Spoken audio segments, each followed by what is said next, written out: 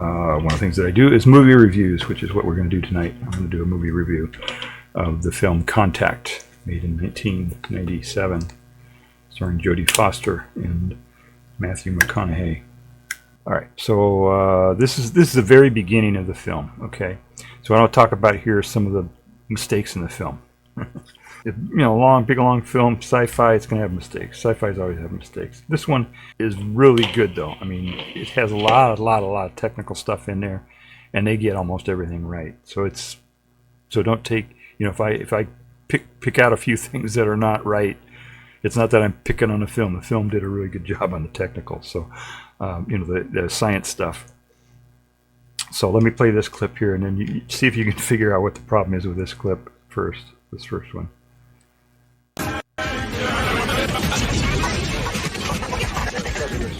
Well, I'm not a crook. Robert Kennedy was shot in that mall.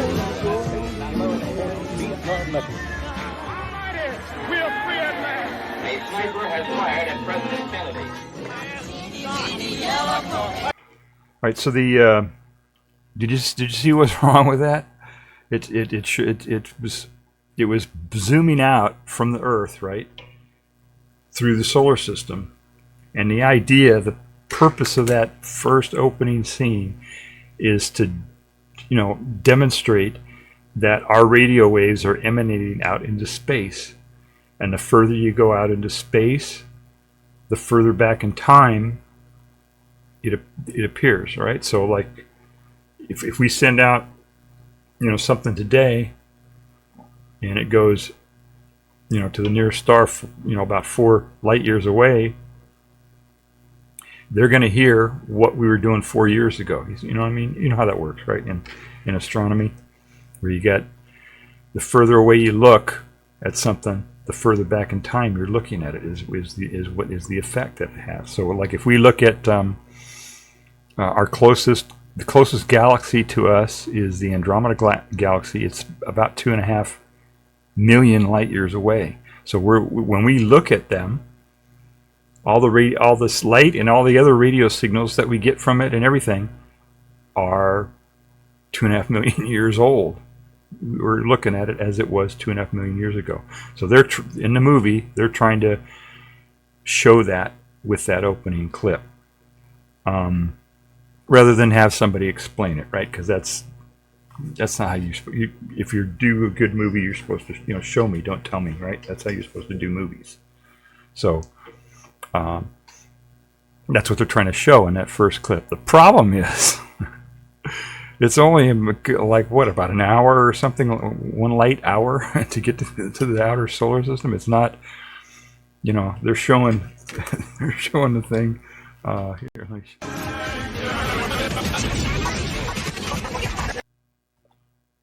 you hear those they go all the way back to, like, the 50s and the 30s, and Well, I'm not a crook. and they're still in the solar system.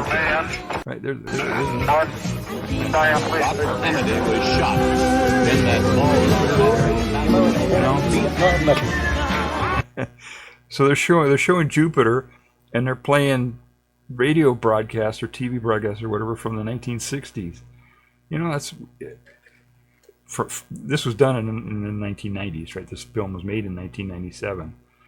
So they're showing radio signals that are 30 years old, but they're at Jupiter. That's not right. The scale's all wrong. If you were in Jupiter listening to stuff on Earth, it'd be like you'd be listening to stuff that was an hour ago or whatever it is. I don't know. You do the math. It's not even a light day away. So. A sniper has fired at President Kennedy. They screwed that up pretty bad. And maybe it was just a cinematic thing. Maybe they're just it's symbolic, right? They're not trying to be actual and I'm sure 99% of people won't even notice that, right? They'll just see it, and I'm sure 90% of people won't even realize that it's just going back in time. They'll just hear radio signals and see it going out in space and just think, oh, it's radio going out in space, maybe. There's another clip that they screwed up here a little bit. Dad is starting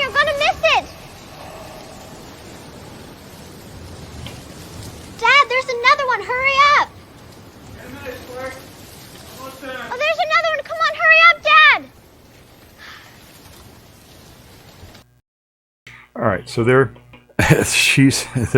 idea is that they're gonna watch a meteor shower from their porch, their deck or whatever, and she's using this refractor telescope to watch a meteor shower. That's not how you do it.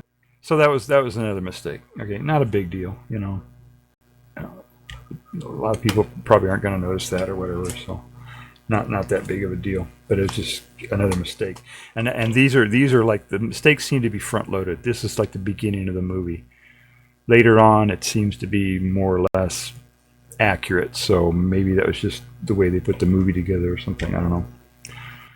Okay, now here's another one. Now this is when they discover the signal, and I played most of these clips on that other review I did with the Arrival to compare the two. On the Arrival, the radio signal discovery was not a main part of the thing. You know, it was like, okay, there are aliens, now we're going to go find them or whatever. You know, it wasn't like a big part of the narrative.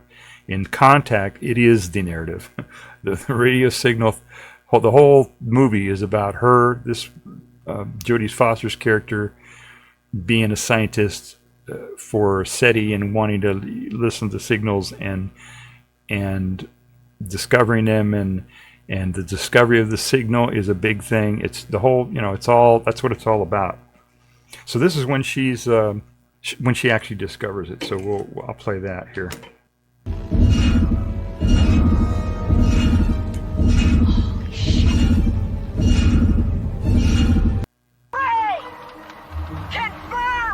Boss has a bogey. Right ascension, 18 hours, 36 minutes, 56.2 seconds. Fish. Declination. We're on it. Throwing a walkie-talkie. I don't know, they're trying to show that it's, they're excited, right? The guy threw a walkie-talkie to her. I thought that was kind of weird. But she discovered it, right? She's listening on the headphones, and, oops. It's just, people, they don't use headphones anymore. Nobody uses headphones anymore. You know, it's, people, at least SETI people don't. The computers do the listening, right? They set up the computers to do the listening, even in the 90s, and they do explain it here. There's a line there where one of the characters explain that, and it's so they cover their asses on that she's using their headphones. Okay, this is a picture of one of their monitors, and they're at the what's it called, the Very Large Array in New Mexico somewhere, where they've got like 27 or 28 of these parabolic dish antennas pointing up at the sky, and they can move them all independently and stuff like that. And so they get this signal, and they go through a whole bunch of checklist type of thing, trying to figure, make sure of where the signal's coming from. And one of the things they got to do is make sure all the antennas are pointed in the sky, are pointed in the right direction or whatever.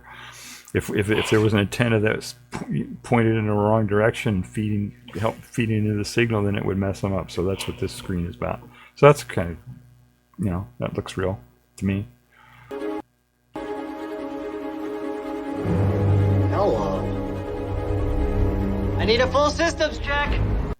So that guy was just looking at the signal, and that's one of the things that they do, right? Is to system check, right? Make sure there isn't something wrong with the system, and make sure it's a real deal, 27 the second we get there. And then she's driving back, and she's giving these, she's shouting these orders to them, make sure it's pointed this way, make sure it's pointed that way, do this, do that, And it's the stuff she's shouting seems to make a lot of sense. And this scene right here is so cool. They do this long take here where they actually showed her driving up. They didn't even have a stunt person doing the driving. Jodie Foster drove up in the car, stopped the car, got out, and it was all continuous, right? They didn't do any cuts or anything. She drove up, she got out. And now she's gets out of the car, and she's continuing to talk to them on the walkie-talkie, shouting these things. Now watch this scene here. the technique that they use following her and the way that they build excitement and everything. It's just a really well done scene here where they follow her. And there's another scene where they do that too. And I don't know if I might show that part, or at least part of that other one too later on. I'll comment on it later. But just watch this scene. It's just incredible. You, go get ready to set the target frequency to manual the second we're aligned. Did you copy? I want you to go off axis on 27 the second we're there. And leave the LO frequency where it is. Stay on it, fish, don't let it get away. If you lose it, just scan the band. Run every frequency you can think of.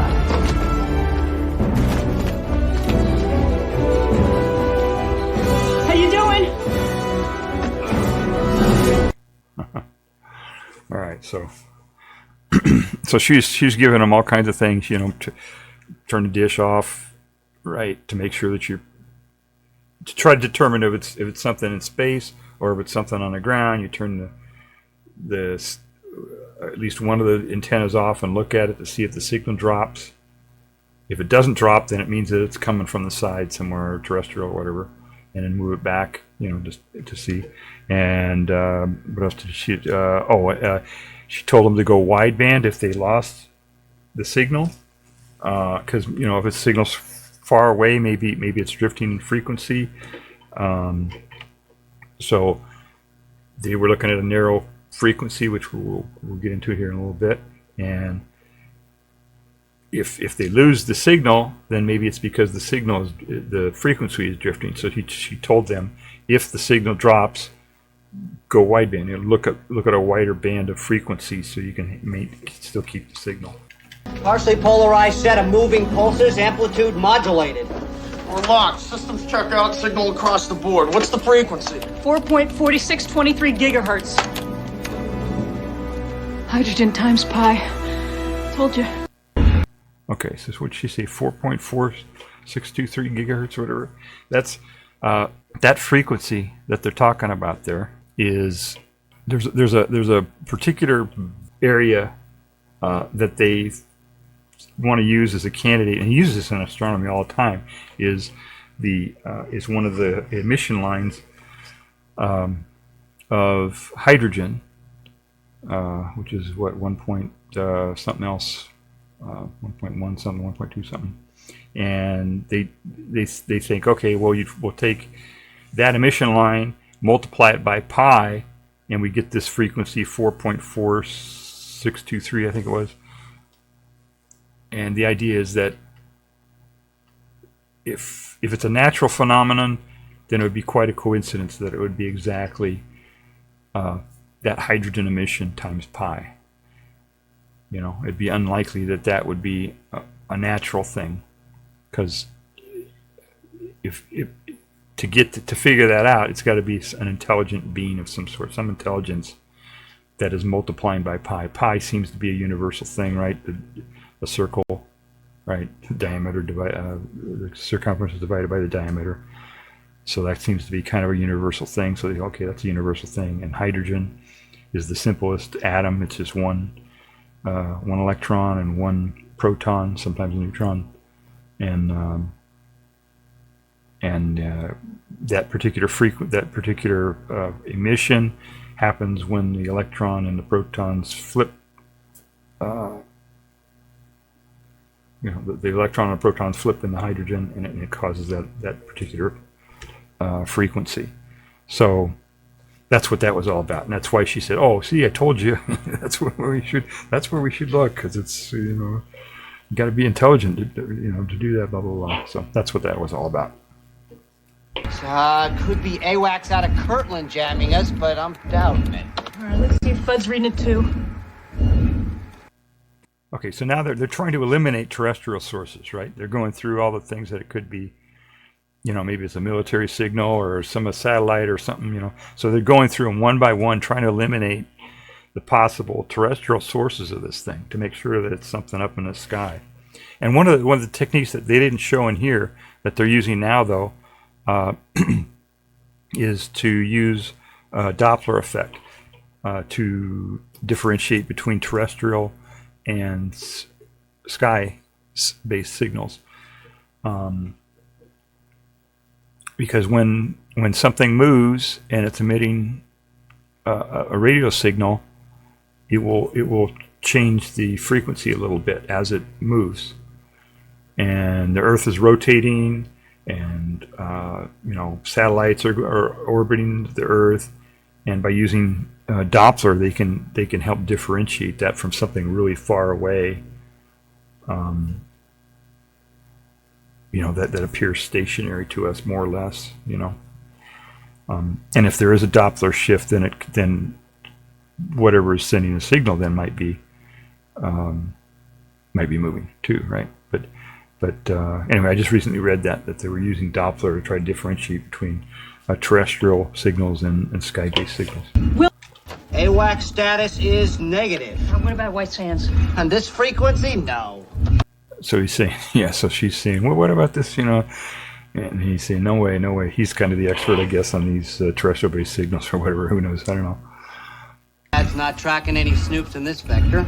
Shuttle Endeavor's in sleep mode. Okay, point source confirmed. Whatever it is, it ain't local. Okay. Yeah, whatever it is, it ain't local. That's just the famous line from the movie. So they figured it out. He said it in that weird way. All right. Got it. Reading over 100 jet skis. Jesus. Pick it up on my... All right, so then the signal goes away. They're listening to it, and it goes away suddenly. And in the arrival, the same thing happened. They were listening to the signal, and after a while, it went away. But in the arrival, it just went away. That's it, and they were stuck. In this one, it goes away, but then it comes back. Okay, 101. The pulse sequence through every prime number between 2 and 101. Turns out what it's doing is it's going through all the prime numbers between 1 and 100, which is kind of, that was a mistake. That they would assume that it would be 10 base, right? You could do the primes, but that they'd only go to 100. That's kind of an assumption that the aliens have 10 fingers, right? Or they would use base 10. But anyway, it's still, that's another one of the ways that they think that they could differentiate an alien. Or that if an alien wanted to prove that they were intelligent or whatever, they would send prime numbers, because that's something that they think might be universal too. Is this idea of prime numbers? Prime numbers are, right? They're only divisible by themselves in 1. Here, I'll show a clip. I think that this next clip kind of gets into that a little bit. Wait a minute. Those are numbers. That was a 3. The one before it was a 2. Base 10 numbers. Just start counting now. That's a See how far 5. we can get. 1.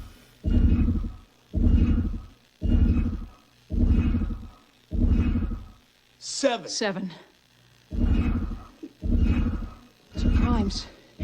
2, 3, 5, 7. Those are all prime numbers. And there's no way that's a natural phenomenon. Holy shit. Okay, let's just calm down. Whatever. Yeah, so they're... What do we do? Yeah, so that's what I just explained that, I guess. So. The signal is we better do something soon. Vega's gonna set.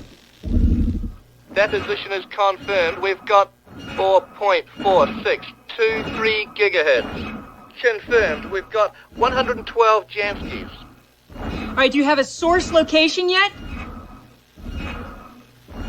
We put it right smack in the middle. Vega.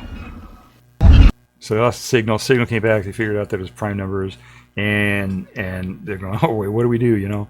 And the one guy says, well, Vega is about to set. What he meant to say, what he was saying there, was that the Earth is turning, and that star they were looking at, Vega, which is a kind of a prominent star, what is it, about 60 light years away or whatever? I forget how many they said it was. But as the Earth turns, all of the stars eventually set, just as the sun sets and the moon sets and everything, as the Earth is turning. And once it sets, you can't see it with your telescope or antenna or whatever you're using to do your observations with. So they said, okay, Vega's about to set. Let's get another signal on it. So they go to this guy in Australia, who's on the other side of the world. He's in the southern hemisphere, and he's on the other side of the globe, and so They have him look at it. This other guy, at this other observatory, he gets it. He says, "Yeah, I got it. It's at this frequency. What was it? 4.43, whatever, 4623 or whatever it was." And he says 100 and something Janskys. Jansky is a unit of strength of signal that they use in astronomy. It's a unit that's independent of frequency. So it's not just power. It's more like amplitude or whatever. It's handy for if you find standard candles and stuff like that to figure out how far away they are and all that kind of stuff. But it's a real unit that they use in astronomy. All right, do you have a source location Let's yet? do the next clip here. Get through We this put one. it right smack in the middle. Vega. I hear it. Hear what? Harmonic? Bingo. I had Willie ask pretend to retune to 8.9247 gigahertz. There's a lot more here, folks. All right, Fish, let's get on the negative sideband. I'm already on it. What is going on? Another signal. Whoa, look at all Another that. signal. Yeah, Look the at that. second signal to double the frequency. It looks like... Somebody get a TV monitor? Okay, so what they're hearing this dun, dun, dun, dun, and then they look at it, and there's they're seeing a signal that is in these blip blip blip blip. There's actually frames of information, just like a television picture. The way old television used to be transmitted is through frames, and then they had a separate carrier that they used for the audio. And they have found this now. They've looked at it and they said, "Oh, there are frames of information in this blip blip blip that we're getting." And say, "Okay, let's take a look at it. Let's get a TV because it looks like it's a TV signal." So now they get the TV signal on it. Different interlaced frames. They're framing one. It's just noise. Trying frame two. I've got an offset carrier here. I think it's audio. Rotate 90 degrees counterclock. My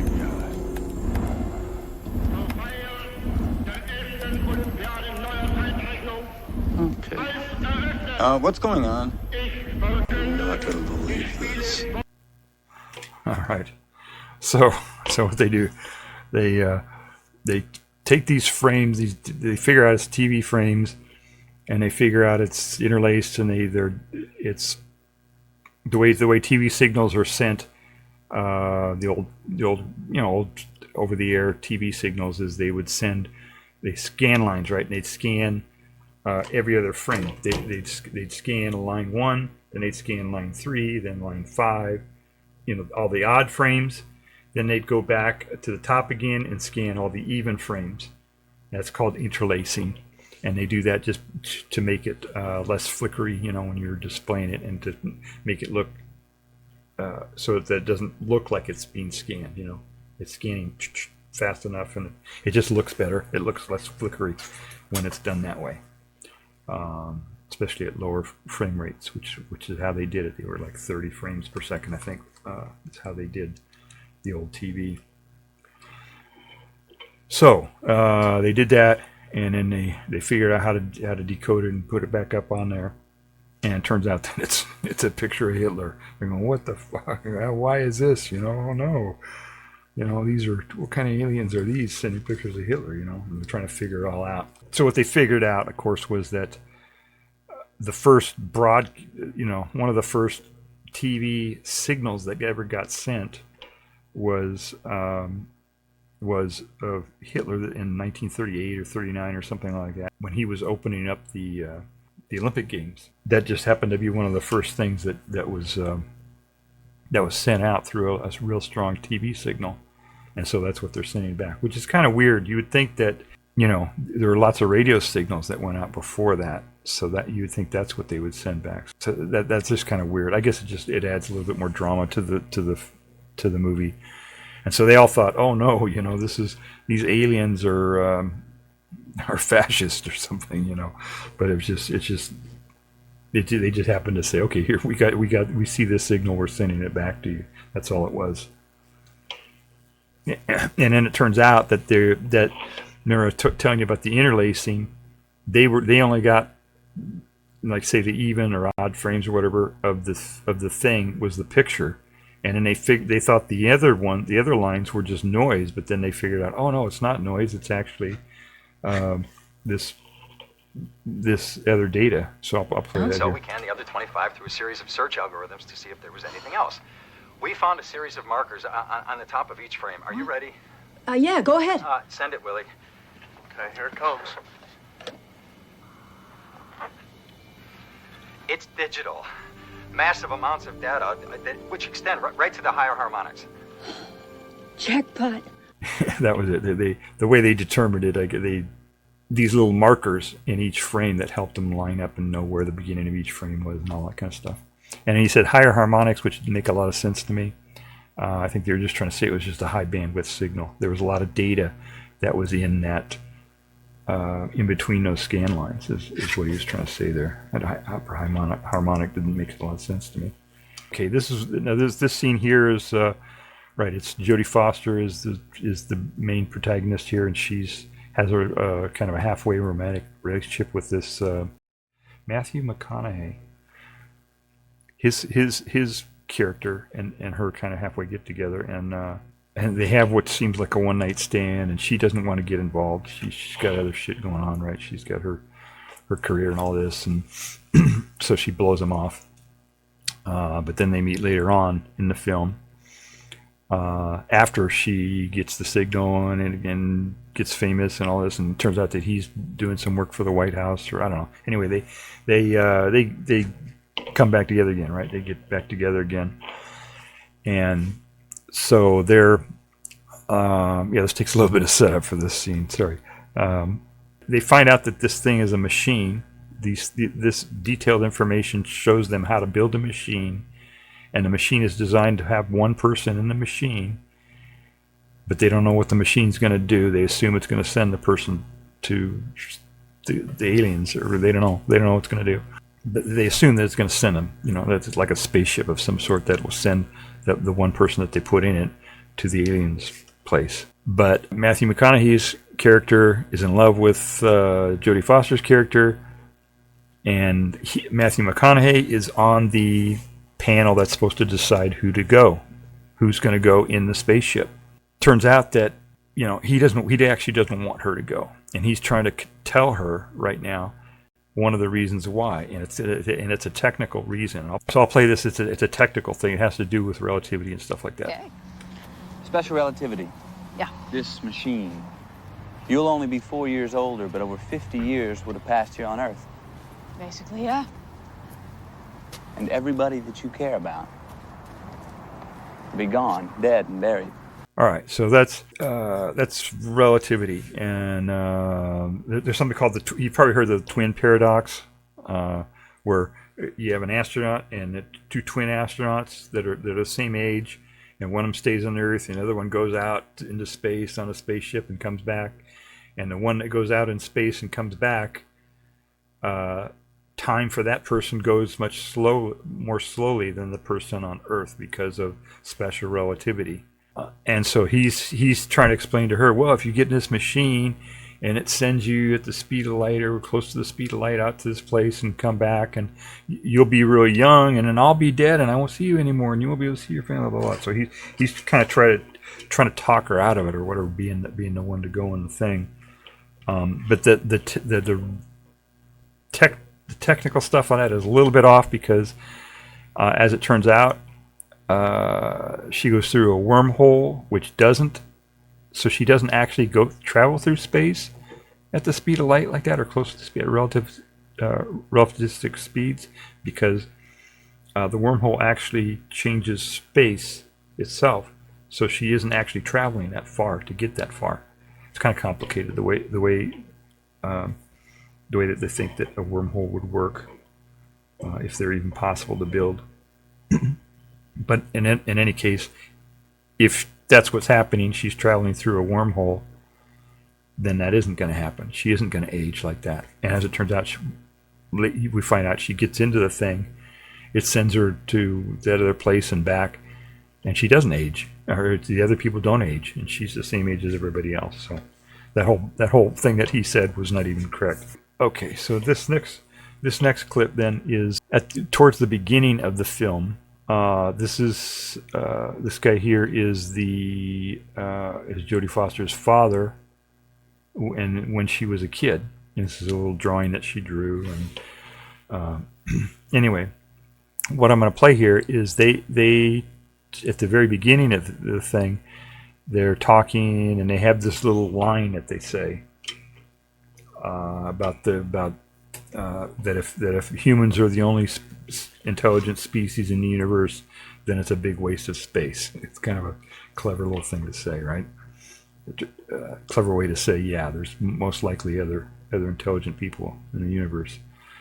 And this is a well-written film, well-written script and everything.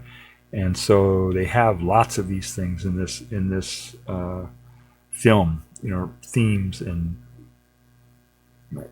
elements of the film that repeat and kind of tie in to each other. So what I'll do is I'll play three clips in a row here where they use this line in three different cases. The first case is when her dad says it to her, and then when she's romancing the McConaughey's character, he says it to her, which is just totally a total freak out, right? That he would say that same thing. And then at the end of the film, after it's like the second to last scene of the film, Jodie Foster is talking to some kids, and she says a version of the line to the kids. So I'll play the three clips, and you'll see. Hey, Dad. Yeah. Do you think there's people on other planets? I don't know, Sparks. But I guess I'd say if it is just us, it seems like an awful waste of space. Now, there are 400 billion stars out there, just in our galaxy alone. If only one out of a million of those had planets, all right, and if just one out of a million of those had life, and if just one out of a million of those had intelligent life, there would be literally millions of civilizations out there. Well, if there wasn't, it'd be an awful waste of space. I'll tell you one thing about the universe, though. The universe is a pretty big place. It's bigger than anything anyone has ever dreamed of before. So if it's just us, it seems like an awful waste of space. Right? All right, so that was at least three times I saw in the film. Maybe those were the only three. I don't know, but that was just kind of a little thing, just to tie in different sections and different relationships, and I'm not sure what the phrase, if there are other meanings to that phrase. I don't think so. I think it's pretty straightforward. You noticed in the second one where she was romancing with McConaughey, when he said it, that was it for her, man. She just you could tell she's such a good actress. Her mannerisms and the way she reacted and everything, pretty good actually. Awful waste of space. You see that, just her reaction there was like, I mean, throughout this thing, this is one of her best films, I think. She's just a great actress. All of her stuff is really good, but she just did a terrific job in this film. Okay, now this is another theme. This is another theme. This is a cinematic theme now, and I only saw it 2 times, but there may have been other times too.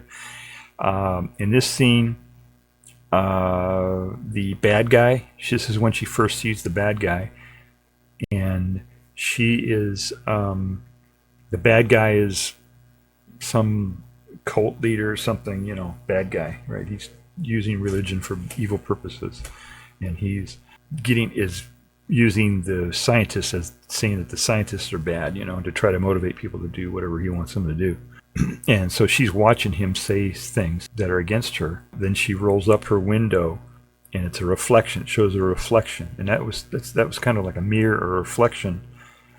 And I thought it was really interesting because it was one of the things when it gets to the end of the movie, she makes a statement which is very much sounds like a religious statement, for trying to describe her experience, which she went through. So it's almost like there's a reflection, or maybe there's a projection or something going on here that's just kind of, here, I'll play the clip and then we'll talk about it a little bit more.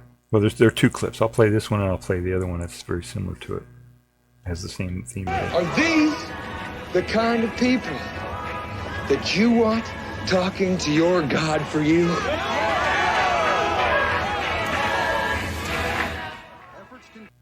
All right, I changed that. When I edited, I changed that scene a little bit. That when she rolls up the window, I had the sound go away, and I did that for a reason. It just I think it would have made more sense to do it that way anyway, because it's from her perspective. So rolling up the window and having the sound go away from her is what she would have heard. So I think it would have made more sense. But that's not how they actually did it in the film. Just to let you know that I changed that. But you see, it's kind of like see how his reflection was in the window. There we go. See, it's like she's looking at him, and it's almost like it's projection, right? Or like, do you want? He's saying, do you want them to talk to your God for you? And it's like. And you can almost see her thinking, is this religious guy the guy you want to be telling you how to communicate to the world or to God or to nature or whatever? It's there's kind of a reflection thing there. So it's the other time I saw where they use a mirror or a reflection, I'll play that clip here now too.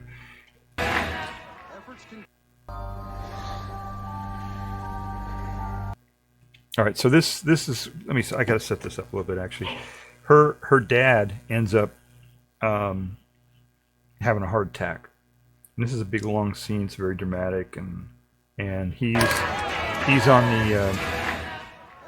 the ground. He passes out or whatever. He's on the ground. She says, "Oh, I'll go get your medicine for you, to help you." And blah blah blah. He's already dead, I guess, but he died. He had a heart attack and died.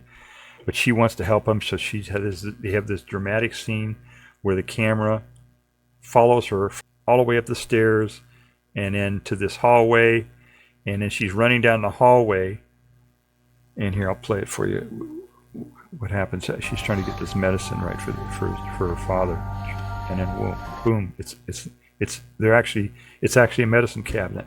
So that scene was actually showing her through a mirror. So I thought that was a very similar thing. And later on, you learn that she blamed herself for not getting the medicine too soon. Kind of halfway blaming herself for her father's death and all that kind of stuff. It was a very reflective moment, right, for the character, right? It's like her reflecting on her own thoughts or whatever. So I don't know if that's what the reflection meant, or if the mirror has some other meaning or something like that. But that was a technique that they used, and they used it a couple times. Another thing that they used, which I thought was really interesting, remember that scene that we showed her when she discovered the signal and the camera followed her from behind that time, all the way up the stairs and all that kind of stuff? This is a very similar thing, because the camera followed her all the way up the stairway and through the hallway and everything. So I don't know if that was they just happened to reuse that technique, but that was also a dramatic moment. The difference here is that they showed her from the front doing this high intensity moment. The other one, they were showing her from the back running. So, when they showed her from the back running, it was a very exciting moment, but it was a happy moment. This one, it was a sad moment. So yeah, a lot of stuff going on in this movie. That's why I said this is a lot of stuff to unpack on this film, because there's a lot of stuff in it. Oh, okay, this is another cinematic technique that they use. In the very beginning of the film, right, they show her as a young kid, and then they want to explain that Jodie Foster is this same kid grown up. and rather than say it or do it in some some other way, they did it in this really cool dramatic cinematic effect technique that they used to show that, and to also show that her interest as a kid drove what she did with her career when she was older. I'll play this clip. This is W9GFO. Come back. I'm gonna need a bigger antenna.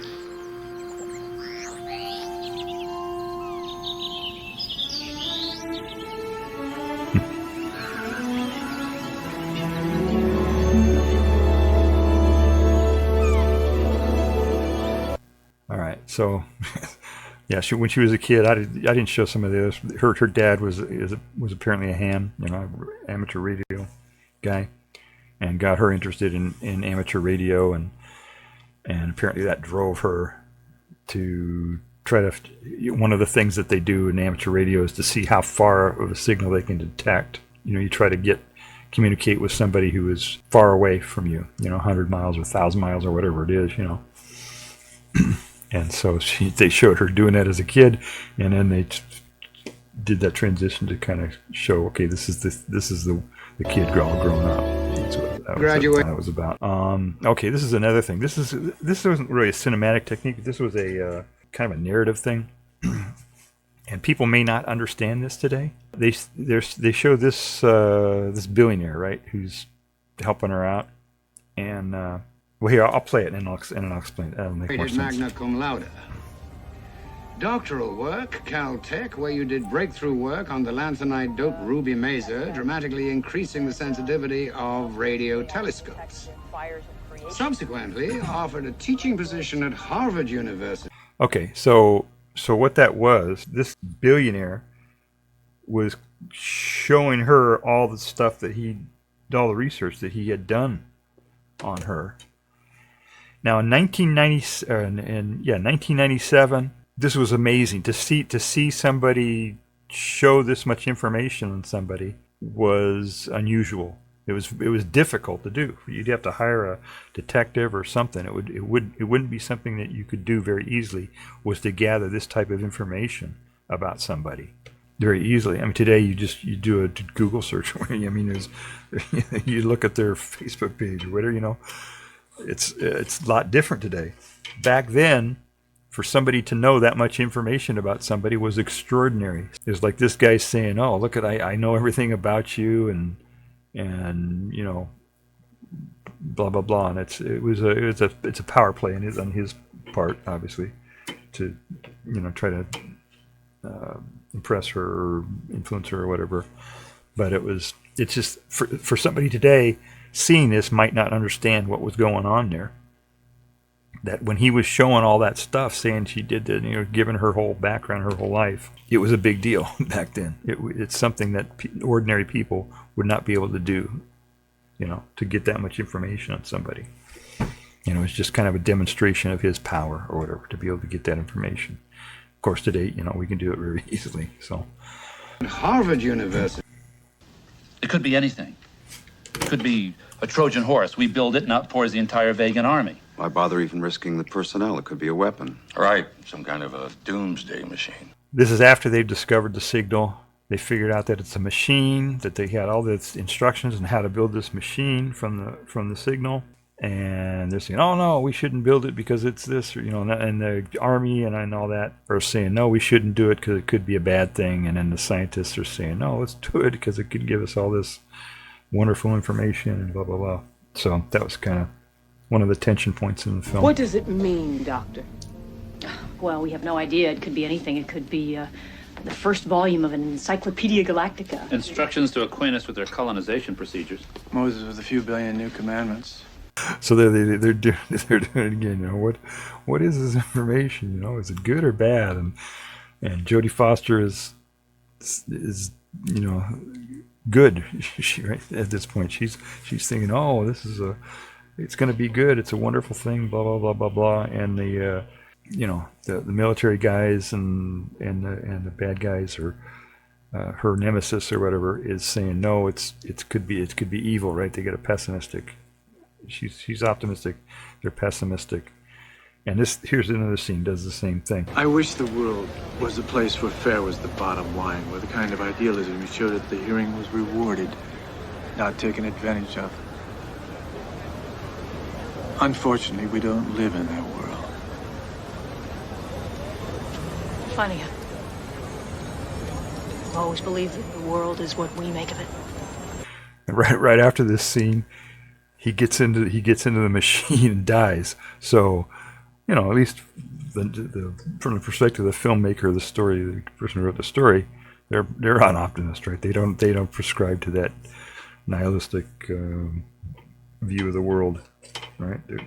So, also another thing that in the 90s, you know, they were showing that the military people negatively in this film.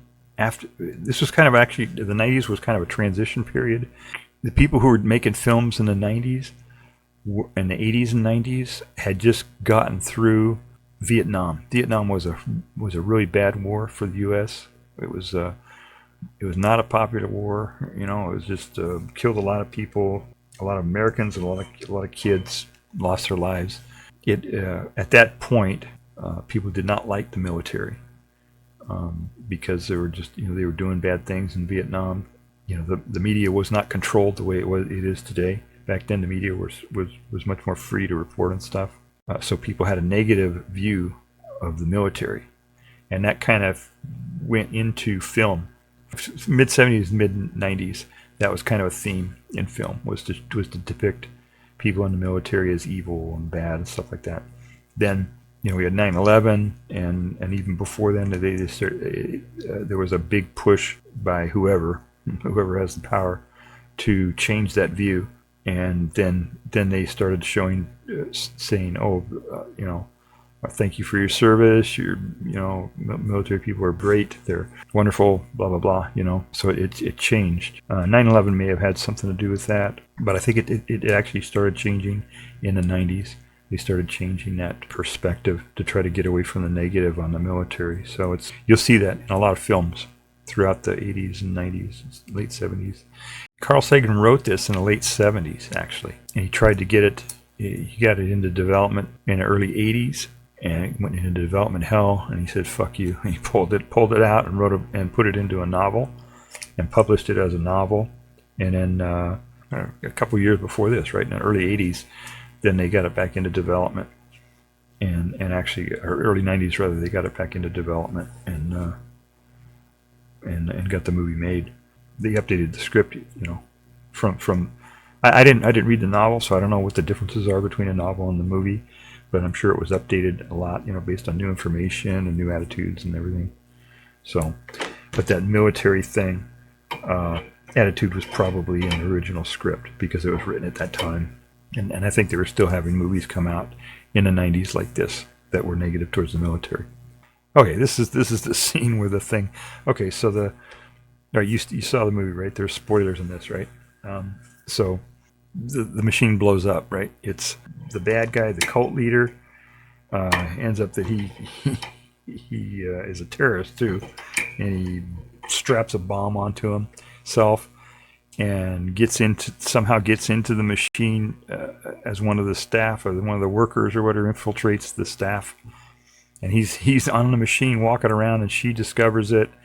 And he ends up setting off the bomb and blowing it up, and the whole machine falls apart. And this is just the way there's a lot of CG right here, 90s CG, so it's not, you know, as good as today, but it's still quite a scene. It was really dramatic, and when you're watching the film, it's really something else.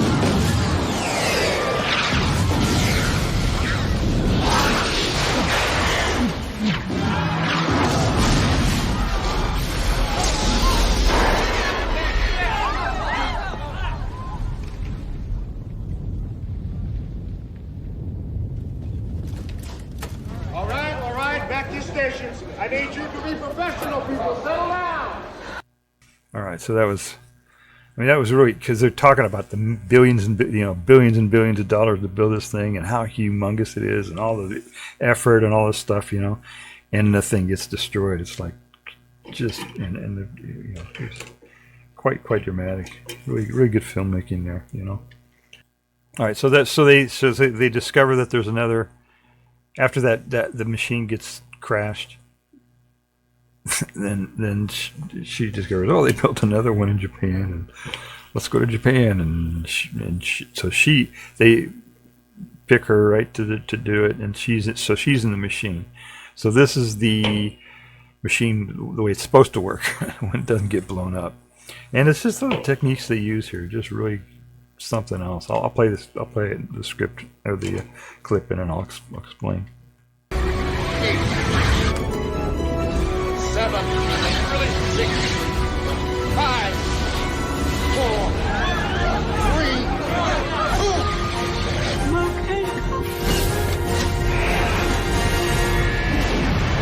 Oh God! Radiation!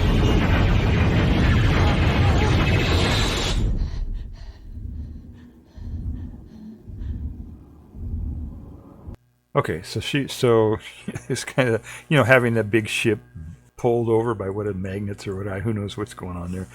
But they just made it really dramatic, right? And then she ends up going through this wormhole, and she goes to Vega in the machine. Vega, it turns out Vega is not the actual destination. It's Vega. Thing.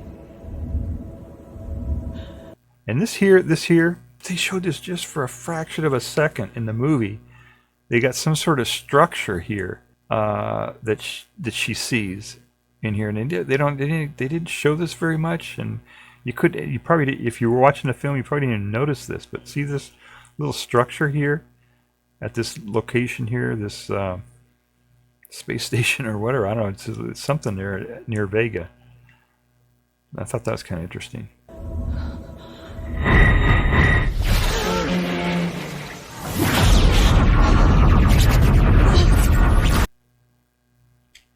But then she gets pulled away right away, right? So she thought she was going to Vega, and she went to Vega, but that was just a stopping point. That was just a layover.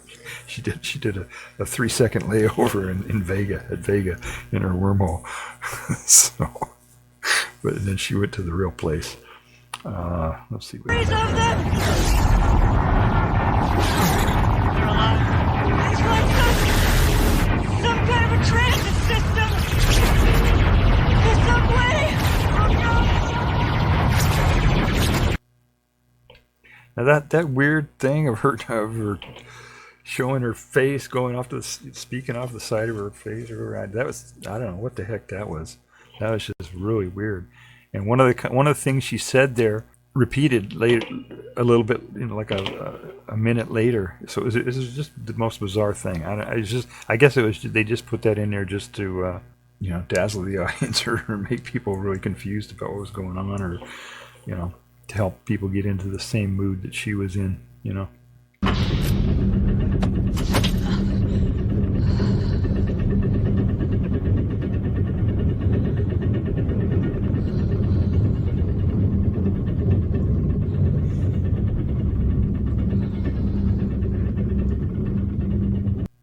All right, so the compass was another thing in this thing.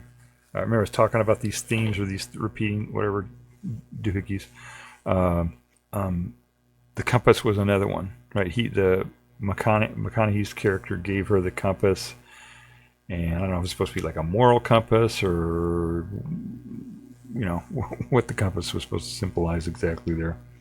I think it was just right, what a compass is, right? To give you direction, right? To give you direction in life. I don't know.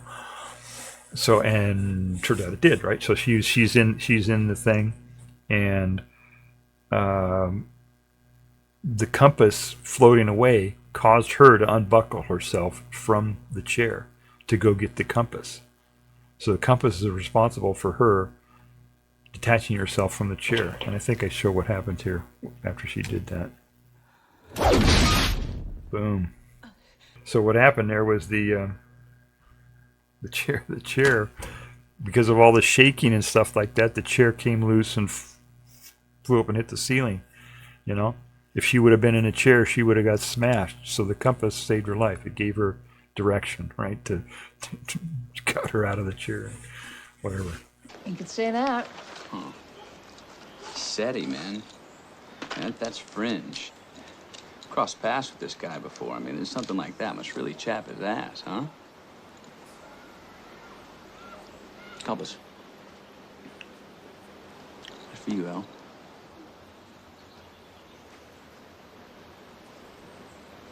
You better keep this. Might save your life someday.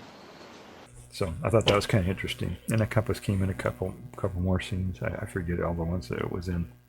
But anyway, she finally makes it to this to the destination, right? And it's kind of weird the way she gets into this thing. She kind of falls into a sleep, and then she wakes up. It was real bizarre. But anyway, they're showing this really bizarre place that she's in. So she's on this beach, right? And this beach is exactly the picture that she drew when she was a kid.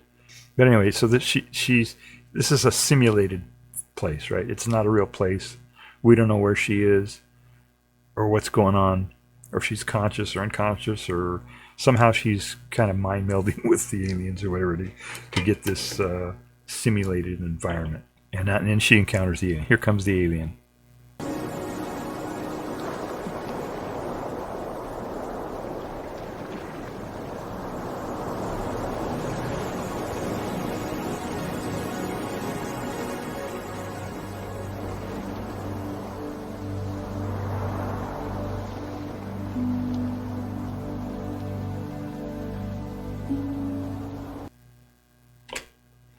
Okay, so it's the alien turns out to be her father.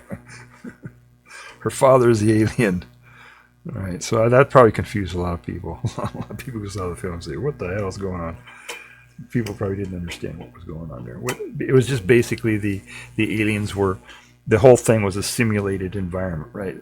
She's wearing some VR goggles or whatever, super duper VR goggles, and getting this simulated environment, and the aliens read her mind and said, "Oh, we thought this would be easier for you to present ourselves as your father, because who knows what they look like in real, right? You know." So that's what that was. It wasn't really her father, in case anyone didn't understand. And that technique of using the blurry alien, coming. And then focusing in to what it is. That technique was used later on in this other film. This film here is called AI, Artificial Intelligence. It was released in 2001, and Spielberg, I guess, did this one, right? And he thought that apparently he thought that technique was pretty cool, and so he used it too. I don't know if the filmmakers in Contact were the first to use that. I've seen similar things before. I mean, you go all the way back to the Outer Limits. The original Outer Limits had an alien that was kind of blurry looking and stuff. But this specific technique of making it look like it's almost out of focus, but using digital effects too, and then bringing it into focus. I'll play the clip from Artificial Intelligence. The movie Artificial Intelligence came out in 2001. I'll show you a similar clip here of that using that technique.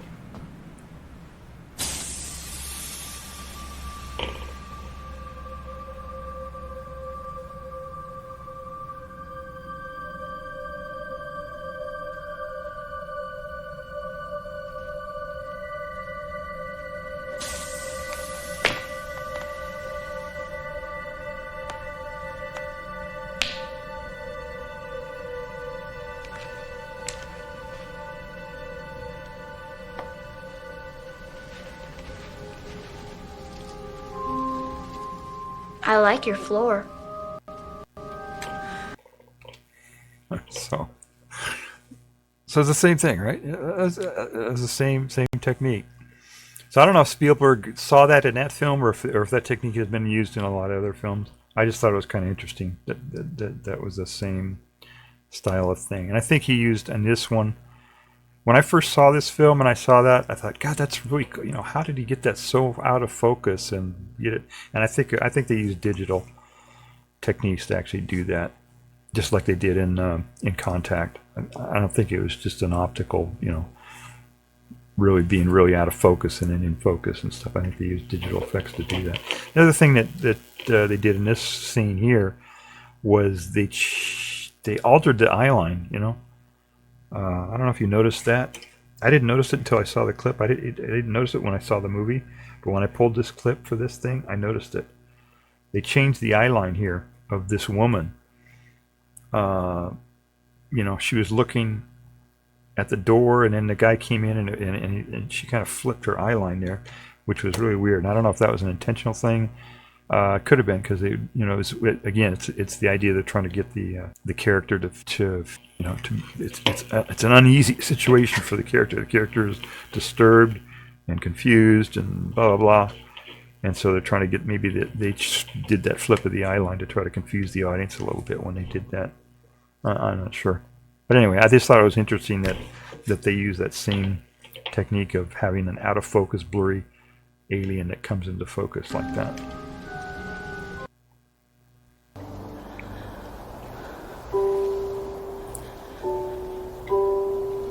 Hi, Sparks.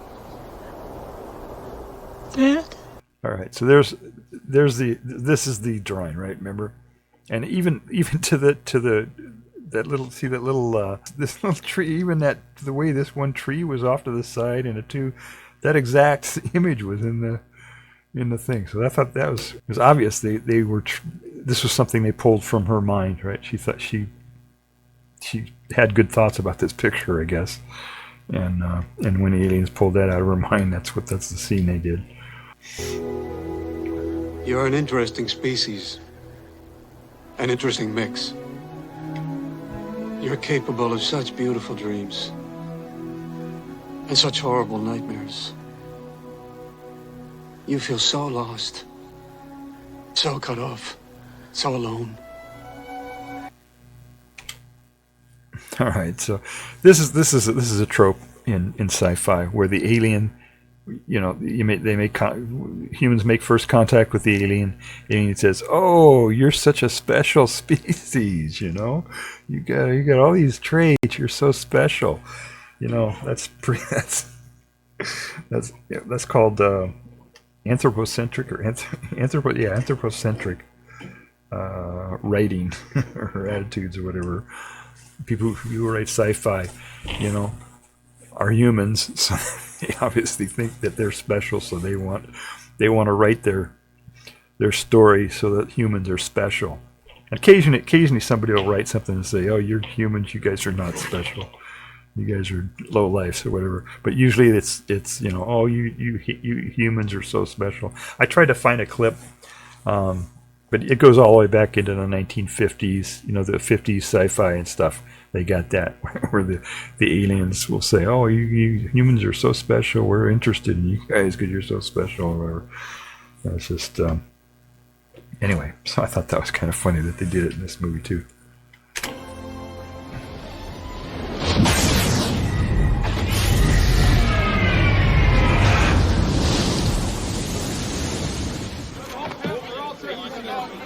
Good video on Ellie, 5x5. She's through. She is in the net. She's alive. Get the No, she's in the net. She's in the net. All right. That was her coming back, right? So she's in that simulate. She's in that place that simulated. She had to go through all these different wormholes to get to this place. She's in the place, and then all of a sudden, all the stars go away, and then instantly she's back on Earth again. So why did she have to go through all the, you know, and stop at Vega and go through all those different wormholes to get to where she was going to, when she could have just instantly gone there, right? Because they got her from there back instantly. I thought that was kind of weird. We're still trying to determine the nature of the malfunction, but the important thing is you're okay. What? It's all right, Ellie. The important thing is that you're safe. What malfunction? Yeah, what malfunction?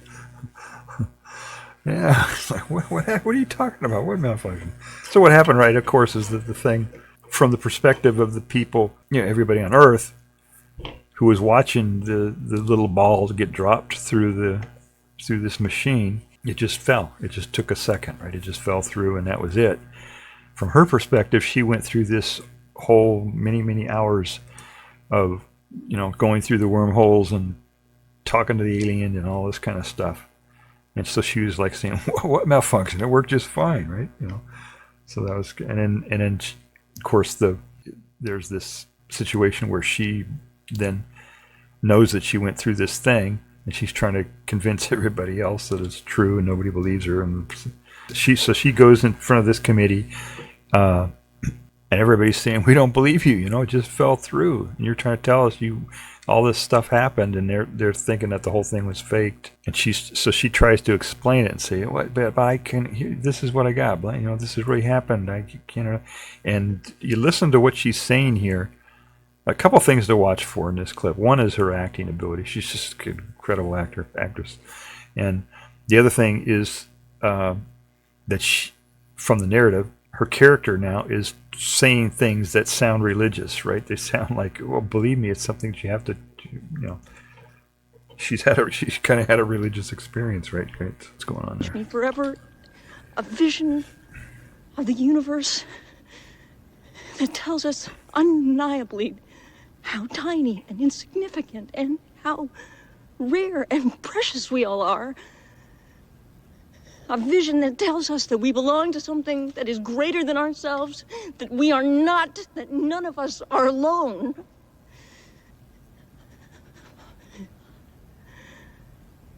I wish I could share that.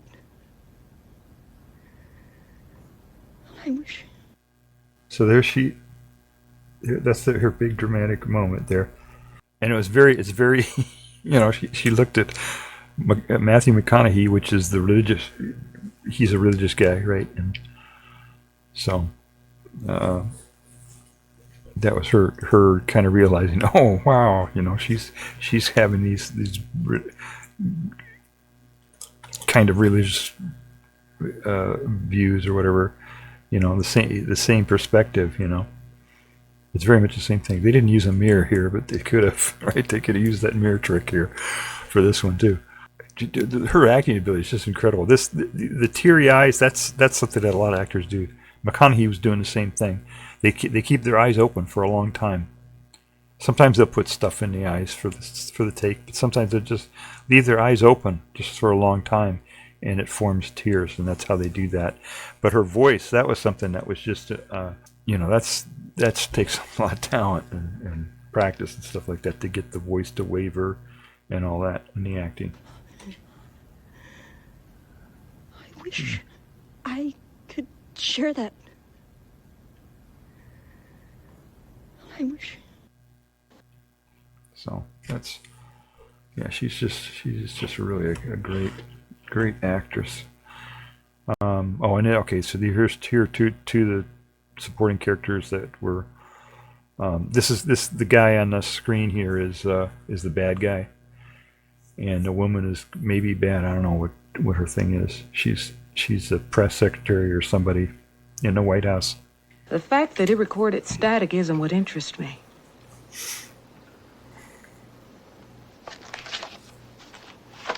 Continue. What interests me is that it recorded approximately 18 hours of it.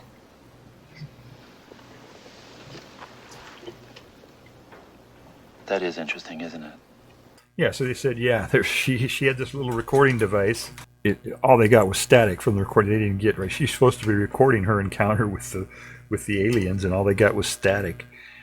But then, wait a second, there's 18 hours. How could there be 18 hours of static if she just dropped a few seconds through the ball? So that they were kind of looking at that, deciding whether they should cover that up or not. I don't know. They're the bad guys. I don't know. Truth is, you're my last chance. Okay, this is so the characters, her character is pretty well developed, but that's about it. The other characters are stock or just McConaughey's a little bit, but really it's just her character really is the only one that's really developed here. The characters have a little bit of character, but they're not like really fully developed. But that's really not. This isn't a character drama, right? It's about the technology. It's about the it's a sci-fi, right? It's So it's not really a character-driven drama. So you don't really expect that, I guess, in this kind of a film. But anyway, her character, of course, like most narratives, is developed through her interaction with other characters, and the view of certain types of people and all that kind of stuff is developed that way too, through how this film, or how films in general, show certain types of people. And one other thing that films do now, they didn't used to do this. They used to show wealthy people differently, but now they show them as the billionaires are great people, and they're wonderful, and they help you out, and when they want to show how a particular group of people, how they want the audience to view a particular group or a particular type of person, they do that through the interaction with the protagonist. And if they want somebody to have good feelings about somebody, then they have them do good things for the protagonist and make the protagonist happy and help out the protagonist.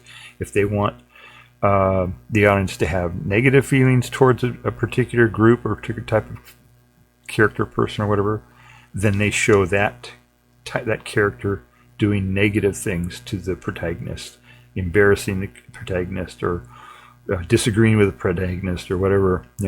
Not necessarily as like the antagonist, like the bad guy of the film, but just as just short little interactions or whatever. And that's what they did with this billionaire. His interactions with the protagonist most of the time were he was helping her. It's almost a paternalistic or kind of a savior type of thing. The man is saving the woman or something like that, which is not in line with the rest of this narrative. This thing was definitely written favorably towards women. So I think it was more just to try to make the billionaire guy look like the nice guy. And films do that now, because films take a lot of money to make, so they want to make people with money look really good in the film, and then people with money will pay more money for that type of film, right? That's the way the world works. So anyway, I'll play I got 3 clips here of the billionaire doing things to help her out. I'm sorry I wasted your time. Doctor. Yes, sir. Yes, sir. Yes, sir. You have your money.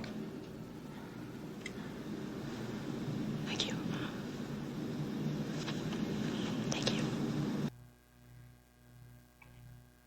All right, so she's just about to run out, right? She's trying to keep her SETI program going or whatever, and she's out of money, and she goes in and begs for money, and so the billionaire sends her a few bucks and keeps her going, and so it's making the billionaire look like the good guy here, right? Really, really nice, the good guy. And by the way, look at that desk. I mean, what the heck is going on there? Look at that thing. Somebody's overcompensating there, I think. I don't know what that's about. All right. Why build okay, so here's another one. Here's another one where the billionaire one when you can have 2 twice the price? Only this one can be kept secret. Controlled by Americans. Built by the Japanese subcontractors. Who also happen to be recently acquired wholly owned subsidiaries of Haddon Industries. They still want an American to go, Doctor. Want to take a ride? So yeah, he right, the first machine got blown up, and this is him telling her, "Wait a sec, we got another machine. We'll let you go this time." So that was another good. The billionaire is helping her again. Here's another one. You found the primer. Another scene. Clever girl. Alignment symbols, registration mark, but they don't line up. They do. If you think like a vegan. Yes, of course. Where's the primer? You'll see. Every three-dimensional page contains a piece of the primer. There it was all the time, staring you in the face. Buried within the message itself is the key to decoding it. Within the layering of the matrix, we have these basic equations. So with this very elementary foundation, they've given us a kind of general scientific vocabulary. A couple things on that. One, he used the phrase "clever girl," which was back in the 90s. To call a woman a girl was not it was not an insult or anything. So the way people view it today might see that a little bit differently than they did in the 90s. Because this movie was generally, very much pro woman, pro woman rights and all that. That was just the way people spoke back then, and it didn't become a pejorative until probably in the 21st century, I think. I don't know, later on. So that was kind of weird. It for us viewing it today, it looks kind of it doesn't look too good, but it was not meant that way when they made the film. And then the idea that he gave her the whole, explained the whole thing for her, I thought that was kind of weird. And then she was like speaking his words, exact words, right? And so, anyways, the idea is that they were trying to show that he was helping her out, to try to make the billionaire look good. But it also kind of made it look like she was plagiarizing or something, the way they had her saying exact words or whatever. So I don't know, that's kind of weird. Excuse me, who are you? Michael Kitts, National Security Advisor. Doctor, let me first say that your reputation... Actually, first, could you ask the gentleman with the firearms to wait outside? It's supposed to be a civilian facility. All right, that's the other ways, right? Damaris was talking about the different ways that so the billionaire they were trying to show is a real good guy. This military guy or whoever, I don't know, maybe he was the Secretary of Defense. I don't know who this guy was. I forget what he said his title was, but he was tied to the government, the military, or something. And so they were trying to make him look bad, and that little evil look he gave her, So that was it. So that was that. See how they do. They try to the way they try to make a character a certain way based on the way it treats the protagonist. That's how they do that in narratives. If you've seen reviews that I've done, whenever I do a review, I like to also review and take a look at how the film treats different groups, whether it's inclusive and the representation that it gives based on gender and race and disability or whatever. And so this, I'll show some clips here that kind of indicate how this film did in that. Obviously, they had Jodie Foster in the lead. They made her look really good, and so in terms of gender, they did a really good job on this film. They made women look really good in this film, and so kudos to them on that. And then they also they included a blind character, which I'll show you that clip right here. It's great that you listen. Most people don't do that anymore. Well, it's just an old habit. It makes it feel more real. So, Ellie. Kent Clark. Hey.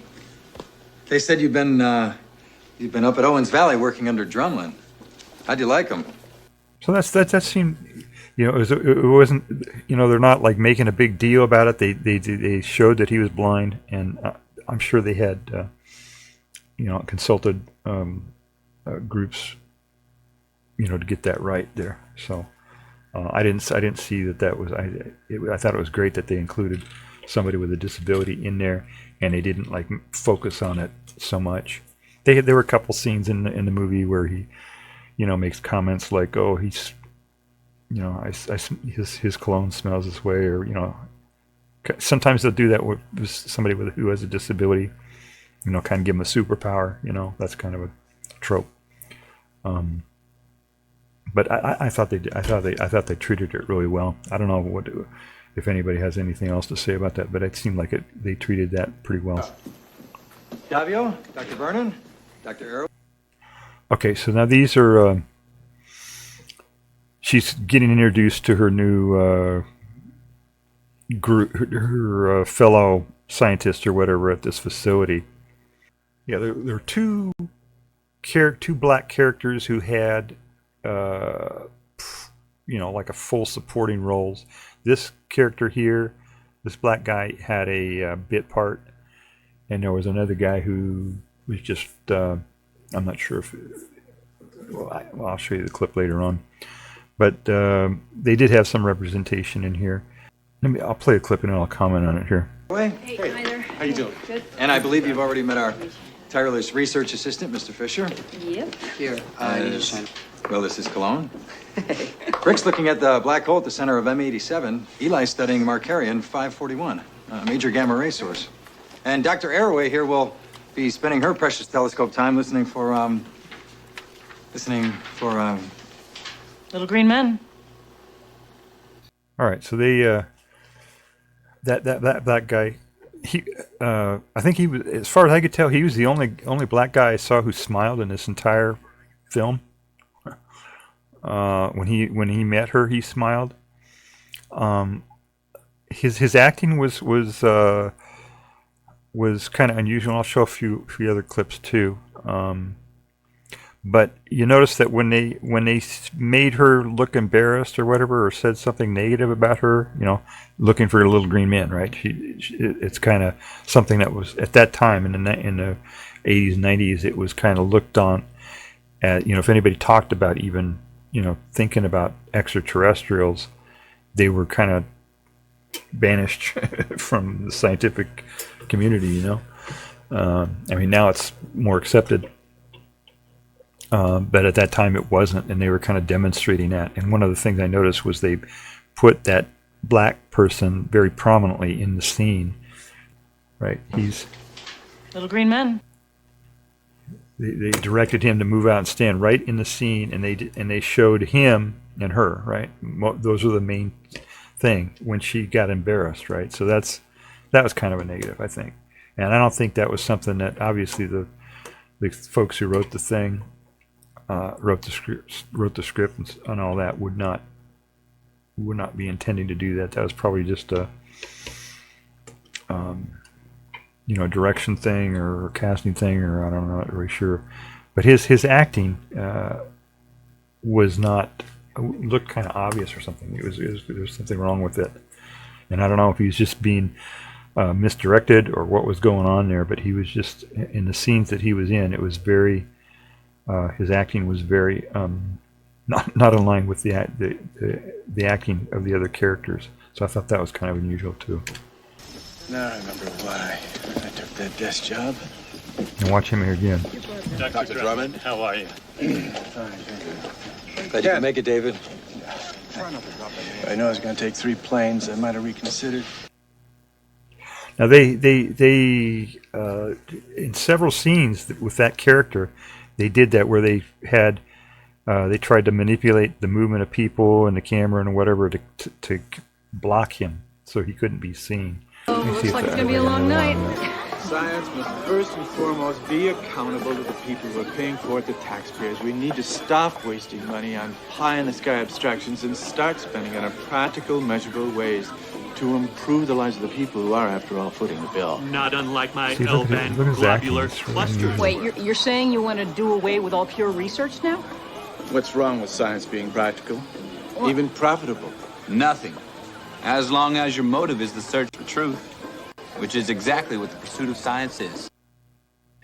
So yeah, that was just, I don't know what was going on there, but they obviously were moving the camera and moving the characters and stuff like that, and directing him to move so that he was being blocked.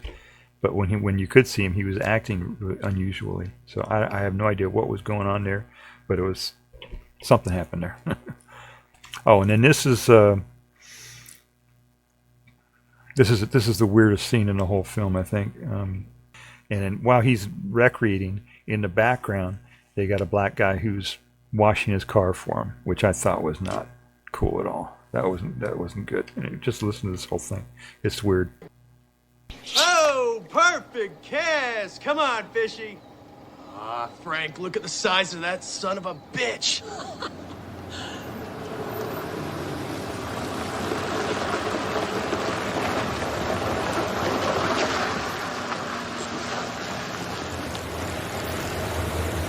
Welcome back, Dr. C. How'd it go? How's the trip? I've had better. All right, so yeah, so those were the, on the background characters and the bit parts and stuff like that. They were not too good. All due respect to your scientific knowledge. Hey, hey, hey. Hi. Oh, I'm so glad you're back. Come on, I got something for you to hear. Is this great? Okay, so they had a black guy leading the blind guy, which was, I don't know, that's good, I guess. Right? He's helping him out. I don't know. And then the protagonist was saying, "Oh, hi," and being very nice with the blind guy. So that was good for the disability. Showing somebody with a disability and having the protagonist having a good, friendly relationship with the protagonist. So that was good. Get me the White House. 20 million people died defeating that son of a bitch, and he's our first ambassador to outer space. Actually, the Hitler The broadcast broadcast were the from the first. 36th Olympics was the first television transmission of any power that went into space. That they recorded it and sent it back is simply a way of saying, hello, we heard you. Or Sieg Heil, you're our kind of people. Wait a I don't minute, think so. Wait a minute. Hitler and his politics have nothing to do with this. I mean, it's highly unlikely that they would understand what they were looking at, and people need to understand the The science. people are in very good hands, Dr. Arroway. We'll take it from here. The White House has just released a statement confirming that a message of unknown origin emanating from deep space has been received by American scientists. Claire Shipman is at the White House. All right, so Basset's character there was,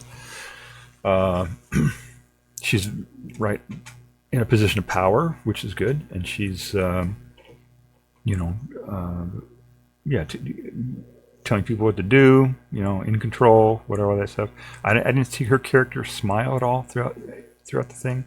Maybe she did. I don't remember. But she had a lot of screen time, and she was, shown as somebody who was at a high level of government and all that. So that was good. They in terms of inclusion for sure and representation, they had some black people who had some high positions, so it was pretty good. But her character, the style of her character, whatever, was very, like I said, she didn't smile, and she was not always nice to the protagonist, and so it was kind of mixed. But for sure, they had good rap here, I think, overall. To better explain to you the events of the last 48 hours, I'm turning you over to the leader of the scientific team that made this remarkable discovery, Dr. David Drumlin, Special Science Advisor to the President.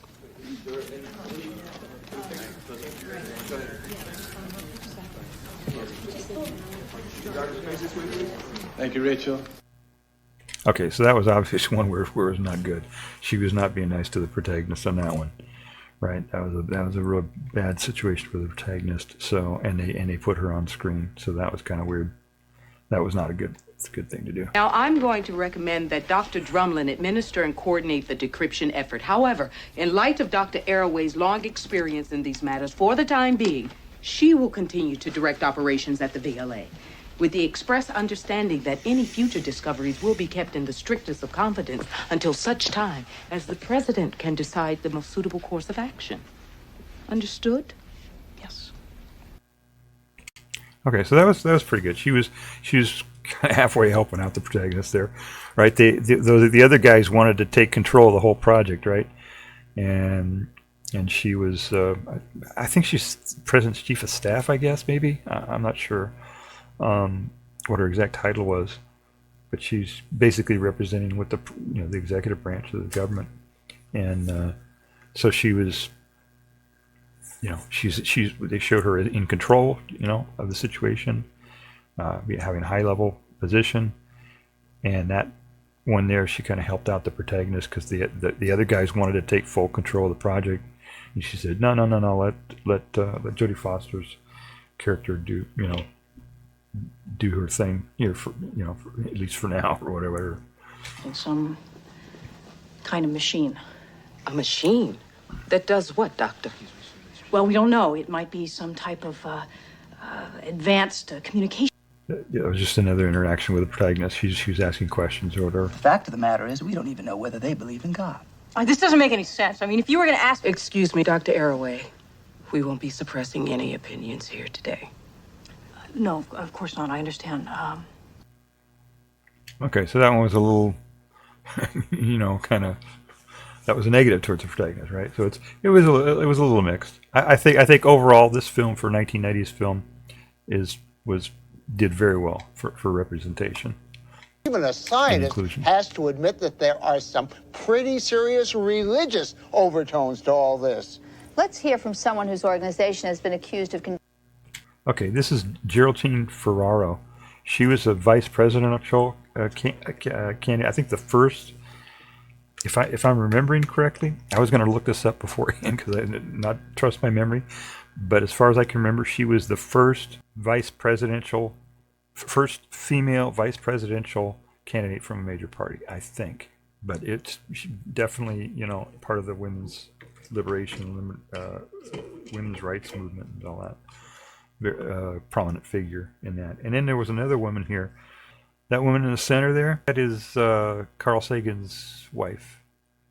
Anne Drunin or whatever her name is. She co-wrote the script, co-wrote the story and everything for this film. I think that's her. I think that's her doing a cameo in this. I'm not sure, but I think that's her. Okay, now this one here, this is a scene after they get the signal from the aliens and all that stuff, and it's made public and everything. Then they try to show how stupid people are, right? And they try to show all the wackadoodles out in the desert, saying, "Oh, aliens, come get me," or whatever. Just showing people being assholes, being stupid. But here, watch this scene and look, and just think about what you see here. Look at this. Watch this.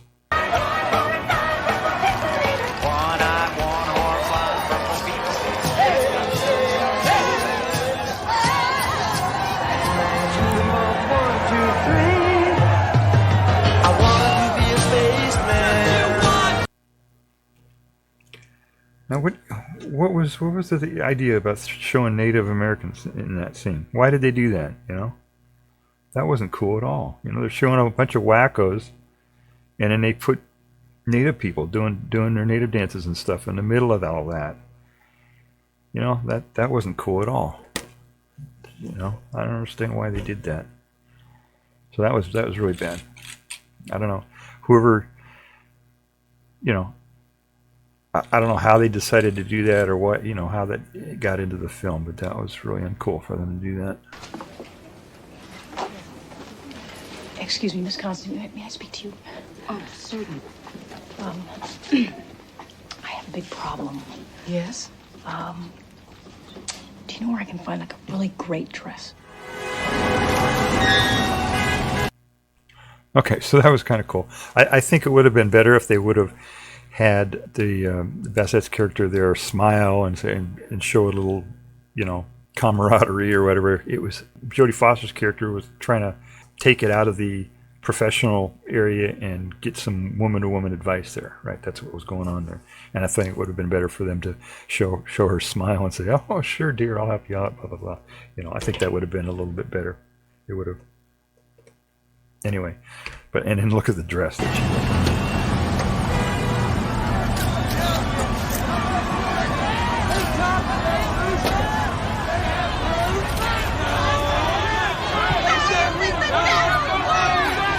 I don't know. Maybe that's a nice dress. I don't know. I'm not a fashion person, but that looks like a kind of a goofy dress to me. We only get one shot at this. Let's get it right. Ladies and gentlemen. All right. So they got a black guy in charge of the big project, right? The launch of the thing and all that kind of stuff. So that was cool. Except it was the version that failed, so that wasn't too cool. but yeah, they had a black guy in charge telling people what to do, and We are ready to start up. Guy with some power. That's All cool. controllers, I need a go, no go for test initiation. Mechanical? Go. Electrical? Go. Dynamics? Go. Communications? Go. File systems? Go. Safety? Go. Crew ops. Verify all pretest procedures are complete. Yes, verified. I'm go.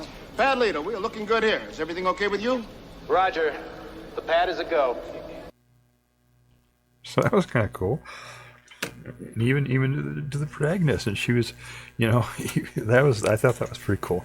So they did good there, except that it was the project that blew up, but it wasn't his fault. So, all right, let's see what else I got here. 23 hours ago, the world was stunned by the announcement of the existence of a second machine and its passenger, Eleanor Ann Arroway. Now, the question that's on everyone's mind: will history repeat itself? With a piece of engineering this complex, with so many unknowns, could the unthinkable occur? The security in Hokkaido has been incredibly tight.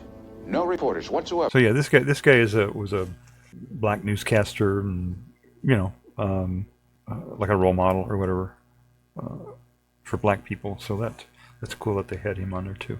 So have been allowed near the site. That's Contact. It's a great movie. I think they did, for a movie made in the 90s, for representation and inclusion, they did really well. I thought they did really good. There were a few little weird things that were probably manipulated by people who were lower in the, were not the main, above the line type folks in the film. But overall, I mean, they did a really good job, I think, there. And they got most of the technicals right. They got, the science they got right most of the time.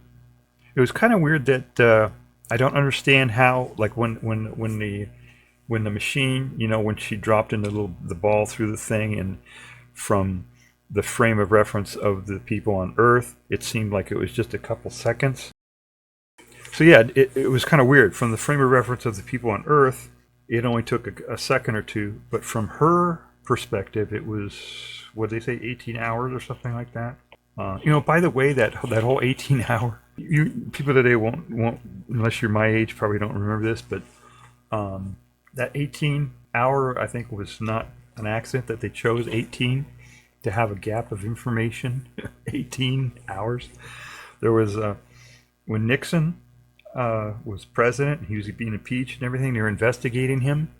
There was a tape. He recorded himself in the White House. And, in the Oval Office, he had a recorder, and he recorded almost everything that he did in there. And when they were investigating that whole thing, it turned out there was an 18-minute gap in his thing. And they say that his secretary accidentally, quote unquote, accidentally erased 18 minutes of these recordings. And it never came out what was on there, what stuff they were trying. They say, well, it was a cover up, or Anyway, there was a big investigation, and it was a big news event or whatever about this 18-minute gap in those recordings. So I thought it was kind of funny that in this film, which was not too long after that, in fact, was written originally. The first draft of this thing was written right after Nixon resigned, a few years afterwards. So I thought it was kind of funny that they used that 18-hour gap in her recording. So that was kind of funny. But yeah, it's kind of unusual that they have, it only took a couple seconds on Earth, but from her frame of reference, it was 18 hours or so, which is kind of weird, because that's not how relativity works. There was something else going on, or maybe the aliens had, the way that they got her back very quickly. Maybe they had the ability to travel in space-time in any direction. Time normally has a direction. There's a vector to time that is only in one direction, as far as we know. But there are theories that you could go, like the whole idea of going back in time and all that kind of stuff. So maybe that's what they were trying to show there, was that she traveled through space-time, through the warp tunnel, forward in time, and had that whole experience and all that 18 hours or whatever.